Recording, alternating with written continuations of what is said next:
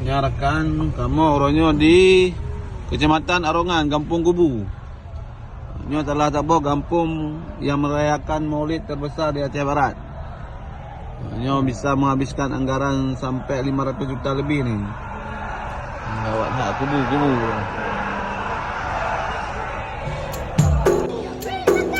Kampung Kubu Kecamatan Arongan Ambali, luar biasa.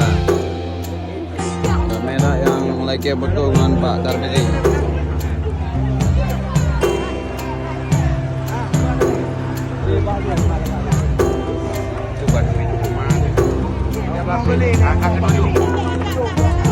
Makanan ringan menyambut Maulid di Kampung Kubu. Hah? Anak wayang. Ya. Pak Padi, Pak tu je.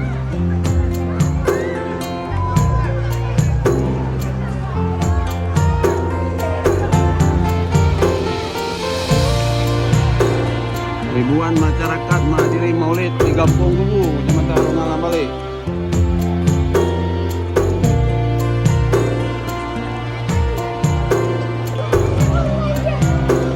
Pernah rame-rame leong, paknya, mbak. Ini di Kampung Kubu dengan Maulid, Kampung Maulid 1M. Nah, Pak Bang Tarmizi, calon Bupati Aceh Barat nomor 1. Oleh masyarakat lagi foto antri lah. Dek, kalian foto kalau. Kalian foto. Play boleh. Foto je.